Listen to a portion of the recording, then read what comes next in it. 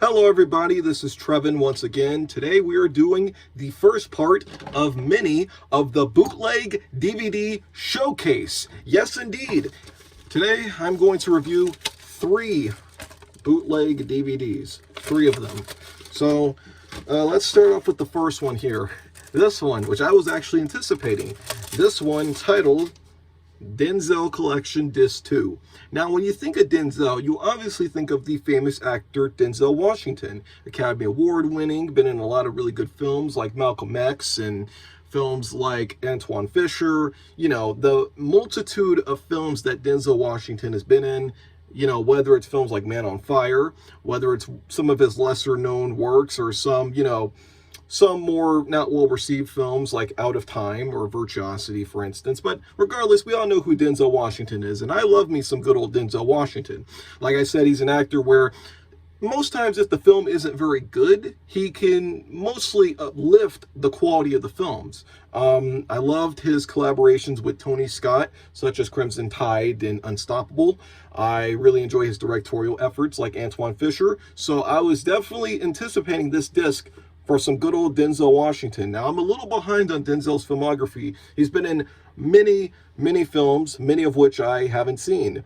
So I was hoping to do a little catch-up with this disc. So I put this disc into my laptop, and I'm greeted to David Mann. If you're not familiar with David Mann, you're probably familiar with Meet the Browns or some of his collaborations with Tyler Perry, or the fact that his wife Tamula and them have been married for years and years. I forget how many years, but they've been married for decades. So, to pop this disc in and to be greeted with David Mann, I was very disappointed. Now, if you think that David Mann, now if David Mann is Denzel Washington, then consider me Timothy Chalamet. But that's not the world we live in. Maybe in some alternate universe, David Mann is Denzel Washington. Maybe it's like that movie, the one with Jet Li, but not really, because Jet Li in the other universes still looks like Jet Li. So yeah, I'm disappointed with this disc, and I was also disappointed when I put this into the laptop to find R. Kelly music videos, which that's definitely not a good sign at all. If it had not been for David Mann, I would have thrown this disc in the trash, but I actually respect David Mann. I like David Mann. I actually like the Manns, as you call them, that couple. Very sweet couple. I enjoy their TV show, Man and Wife. I actually enjoyed one of the collaborations they did with Tyler Perry. So, being that it's him preaching on stage, it's some decent video of that, I can't unfortunately show a lot of it because, well, if it's probably produced by Tyler Perry and he's a fiend when it comes to copyright. So, but hey, despite the lies, at least it's David Mann. I could do without the R. Kelly, but David Mann at least, provided some good. So that bootleg is okay. I give that bootleg a 5 out of 10. Actually, no, a 4 out of 10. A 4 out of 10. It gets points deducted down, like I said, for the R. Kelly and for the lies. Okay, even though it was David Mann, I wanted some Denzel. Okay, it's like popping in a bootleg. It'd be like the equivalent of gonna go see when you're gonna go see a movie with like a famous actor in it, and that actor's in it for like 10 seconds, but they're all on the poster and they're all in the trailer and all that other stuff. So that bootleg was a lie, but at least it was David Mann, so I guess there was something there. The next bootleg I popped in was 2006's Click, starring Adam Sandler, a film that I saw in the theaters and I'll actually declare is one of the better Adam Sandler comedies, although I actually quite enjoy some of Adam Sandler's earlier works like Billy Madison and Big Daddy. This one's actually a pretty decent one in my opinion. In my opinion, I felt like it elevated the comedy and the drama a little better than certain other films, and even though the drama does get quite sappy, I actually didn't mind this film. I think it's, kind of amusing, and I do actually tear up at the scene with Henry Winkler and Adam Sandler, so Click won me over. This bootleg is not good, but it's one of those bootlegs that's only worth it for audience reactions only, because it's almost like you're watching a sitcom version of this film.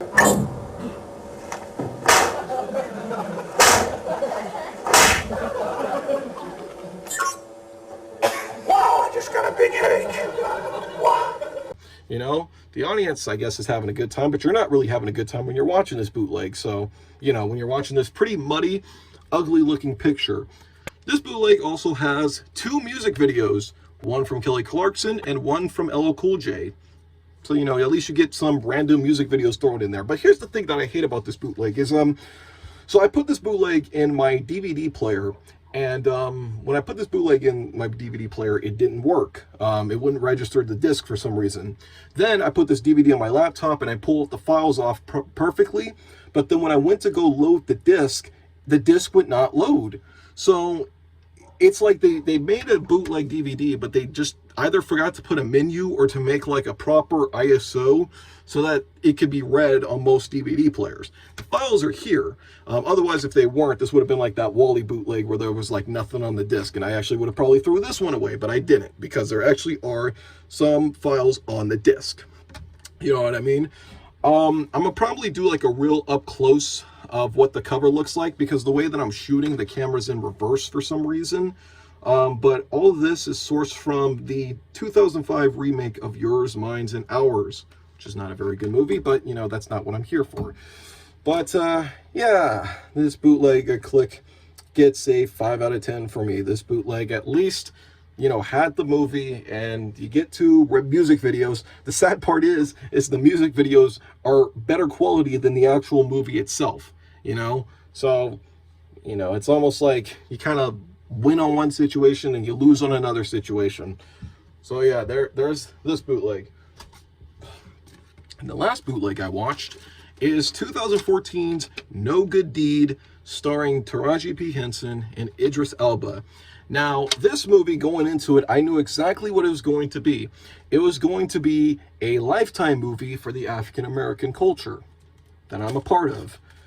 And what do you know? It's just as predictable and as, you know, just as predictable and just as lame as a regular Lifetime movie of the week. You know, I've seen quite a few of those movies, and they're all the same, and this is no different. So me to really get angry about this film is not even really worth my time. I mean, you could easily predict exactly what's going on.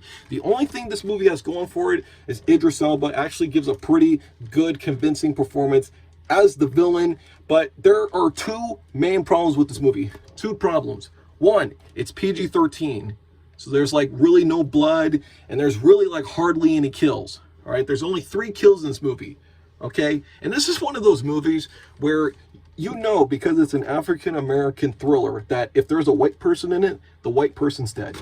This is that kind of movie. All right, it is that kind of movie. It is the most predictable thriller I've seen. Okay, Blue's Clues episodes are not as predictable as this movie. Okay, this is like Thriller 101. I can make a movie like this even if I didn't try. This is the kind of movie. This movie is so like not ready for theatrical theaters. This movie's 80 minutes long. This is one of the shortest theatrical movies I can think of, next to movies like The Simpsons movie and Red Eye. Except, unlike those 2 movies, this is not one of those movies where, like, at least with those 2 movies, they took the credits and they extended them to give you the impression that there were 80 minutes. This film barely clocks in at 80 minutes. It is a short movie. It's barely even a movie, except The Simpsons movie and Red Eye are movies. This is not a movie. This is something that, like, looks like it should have been made for television, all right? And it'll play better with commercials and like, you know, it's better for commercials. You know, the only thing this has going for it are the leads, all right? Taraji P. Henson and Idris Elba. That's the only thing this film is going for, are the leads, all right? That's it. And it's a shame that they're in a film like this, because they're better than this. But I mean, I guess you gotta, you know, I guess it was an easy paycheck for these actors. And you know what? It probably was an easy paycheck for Idris Elba, all right?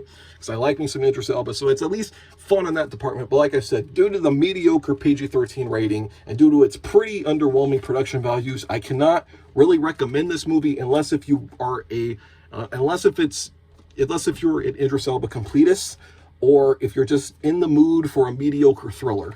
All right, even though there's millions of mediocre thrillers, you know, it is what it is, I guess, you know. And the bootleg quality itself is also really bad. The audio quality is worse than the video quality, which is actually a really bad sign, because I had a hard time actually understanding what people were saying. But this bootleg is the best of the 3 because this bootleg actually has some really good audience reactions to it. I'm going to show you a clip, but I am going to warn you that this clip does spoil a pivotal plot point in the movie. Hello? I'm at the hotel. I've been here all night. They left you like 5 messages. Oh. Jeffrey. Alexis.